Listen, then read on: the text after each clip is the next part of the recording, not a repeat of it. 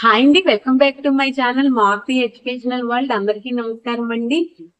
ఈ రోజు నేను బిఈడికి సంబంధించిన సోషల్ మెథడాలజీలోని బోధన ఉపకరణలు సమర్థవంతంగా వినియోగించుకోవడానికి తీసుకోవాల్సిన జాగ్రత్తలు ఏంటో తెలుసుకుందాము. ఇది గట్టిగా ఎవరైతే ప్రిపేర్ అవుతున్నారో, అలాగే డిఎస్సికి ఎవరైతే ప్రిపేర్ అవుతున్నారో వాళ్ళకి ఈ వీడియో, ఈ టాపిక్ అన్నది చాలా యూస్ఫుల్ గా ఉంటుంది. అయితే ఇప్పుడు టాపిక్ లోకి వెళ్ళిపోదామండి. ఇది సోషల్ మెథడాలజీకి ఎవరైతే ప్రిపేర్ అవుతున్నారో, అలాగే బిఈడిలో సోషల్ మెథడాలజీ ఎవరైతే తీసుకున్నారో వాళ్ళకి ఈ వీడియో చాలా ఉపయోగకరంగా ఉంటుంది. అయితే ఇప్పుడు టాపిక్ లోకి వెళ్ళిపోదాము. ఇంతకుముందు వీడియోలోని బోధన ఉపకరణాల వర్గీకరణ చెప్పాను, బోధన ఉపకరణాల ప్రాముఖ్యత, నిర్వచనాలు కూడా చెప్పాను. ఒకసారి ఛానల్ లోని చెక్ చేయండి, ప్లేలిస్ట్ చెక్ చేస్తే మీకు తెలుస్తుంది. అయితే ఇప్పుడు టాపిక్ లోకి వెళ్ళిపోదాము. అయితే ఈ బోధన ఉపకరణాలు సమర్థవంతంగా వినియోగించుకోవడానికి ప్రధానంగా 6 సూత్రాలు కలవు. అవి ఏంటి అని అంటే, నెంబర్ 1 ఎంపిక సూత్రం. ఎంపిక సూత్రం అంటే ఏంటంటే, ఏ ఉపకరణ దేనికి ఉపయోగపడుతుందో, అంటే ఏ ఉపకరణ దేనికి ఉపయోగించుకోగలమో తెలిసి ఉండాలి. అది ఎంపిక సూత్రం. ఇంకా రెండోది తయారీ సూత్రం. ఏ అంశానికి సంబంధించి మనము బోధన ఉపకరణాలను తయారు చేస్తున్నామో అవగాహన అన్నది కలిగి ఉండాలి. అది తయారీ సూత్రం. ఇంకా మూడోది భౌతిక నియంత్రణ సూత్రం.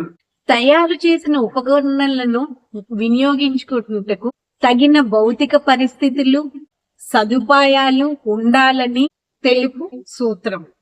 ఇంకా నాలుగోది ప్రదర్శన సూత్రము.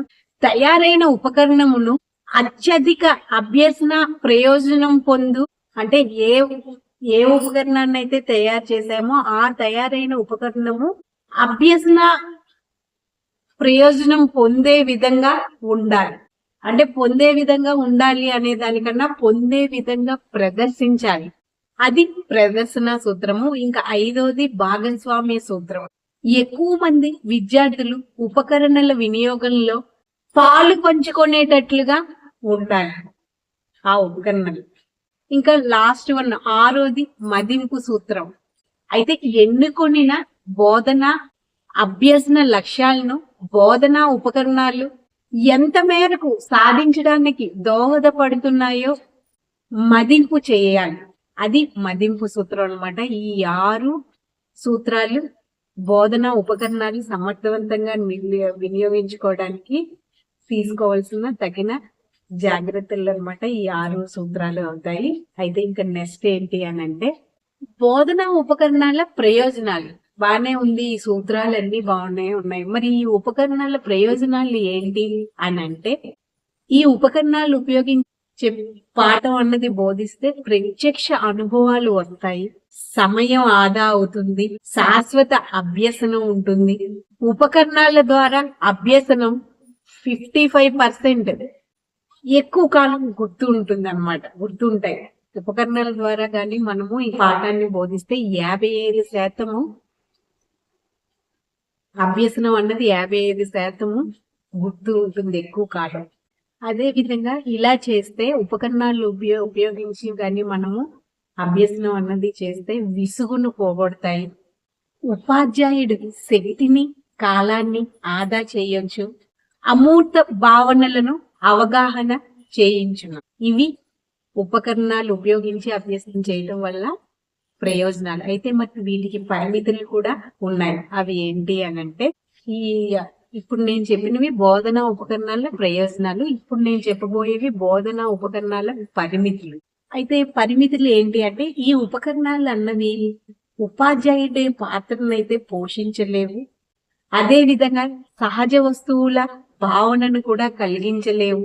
ఎక్కువ కాలం వినియోగించబడి జ్ఞాన సముపార్జన కూడా తక్కువగా జరుగును. ఇదన్నమాట బోధనా ఉపకరణాల ప్రయోజనాలు. బోధనా ఉపకరణాలు బోధించేటప్పుడు తీసుకోవాల్సిన జాగ్రత్తలు. ఎంపిక సూత్రం అంటే ఏంటి, మదింపు సూత్రం అంటే ఏంటి, భాగస్వామ్య సూత్రం అంటే ఏంటి, అలాగే బోధనా ఉపకరణాలు పరిమితులు ఏంటి అనేది ఈ వీడియోలో చెప్పాను. నెక్స్ట్ వీడియోలోని బోధనా ఉపకరణాల లక్షణాలు ఏంటో తెలుసుకుందాము.